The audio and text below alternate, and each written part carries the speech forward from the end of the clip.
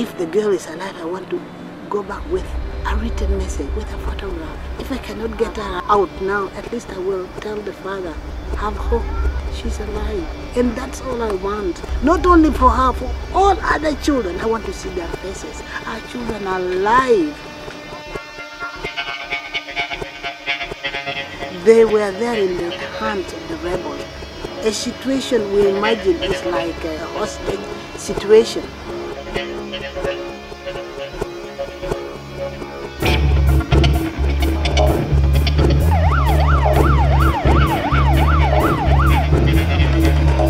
At the moment, there are more than 200 people here in the middle of the jungle, quite literally asking themselves the same question: what actually is going to happen now? Bear in mind that this is a man wanted by the International Criminal Court. They brand him a war criminal, and the appearance of a collapse in these negotiations is going to send a signal, which is that this man is clearly not serious about peace.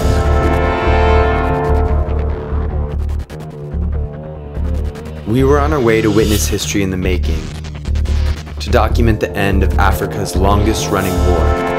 That guy there, his name's Bobby. And over there, that's Laren. And that's me, Jason. And these are child soldiers, taken against their will. And after looking in their eyes and shaking their hands, we now know that 6 years of work has led up to this: the rescue of Joseph Kony's child soldiers.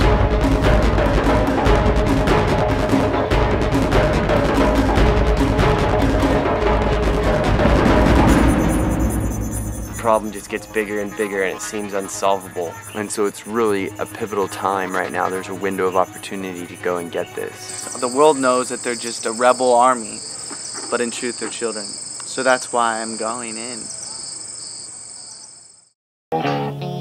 This journey started in the suburbs of Southern California with 3 normal guys.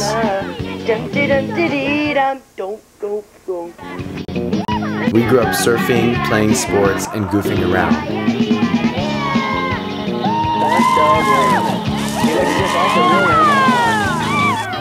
But the one thing we had in common was that we all loved to make movies. So we have this map of southern Sudan. It needs to be flipped around. We didn't plan on doing this, we're just doing it. We asked friends and family to help us raise money, and after 6 months of planning, with 3 tickets and $300 in our pockets, we were off on our African adventure.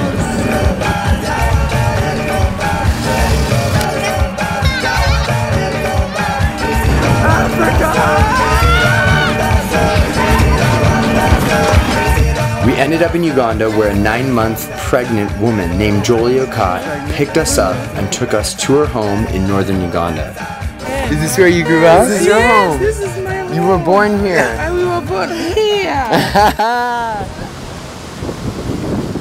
Leaving her home at dusk, we were driving back, but nothing prepared us for what happened next.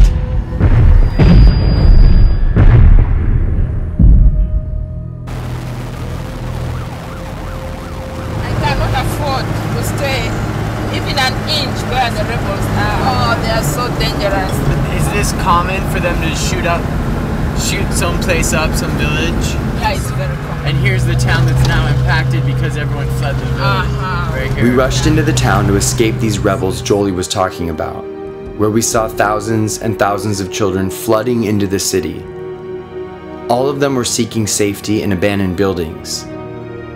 These kids were escaping from being abducted and turned into child soldiers. The sight was shocking and life-changing. How long have the rebels been doing this to you? 15 years. 15 years? Yes. And who is stopping this? No. Nobody. Some of them hadn't been so fortunate. We met a boy named Jacob who told us he was once an abducted child soldier. I was abducted when I'm still young. I was abducted when I was only 12 years old. They told me that you are now a soldier. Do not try to escape. If you try to escape, then we get you again, then we are going to kill you. Jacob was abducted when he was 11 years old by a rebel army, forced to see and do horrific things. He explained that the rebels, led by a man named Joseph Kony, kidnap children while they sleep and force them into a life of violence. My brother tried to escape. Then they killed using panga. What is panga? Machetes. Yes, they cut his neck. Did you see it? I saw. But I tried to cry, but they say that when I cry, they are going to kill me. We couldn't imagine the things this boy and so many others his age had seen. Dude, we will get bought over. Don't do that anymore. For 2 months, we stayed, hung out, and laughed with Jacob. We had so much in common, but on the last night we were with him, he reminded us how we were different. You would rather die than stay on Earth. Yes. Now, even now. Even now. How are we going to stay? How in our future? To no one taking care of us. Again. I don't.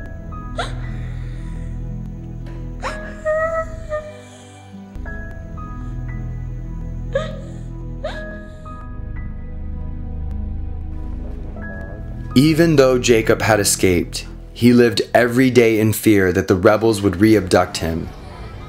We knew we had to do our part to end the war for him and for those abducted child soldiers that hadn't escaped. We needed to understand everything about the history of this war. We talked to anyone that would tell us, and this is what we learned.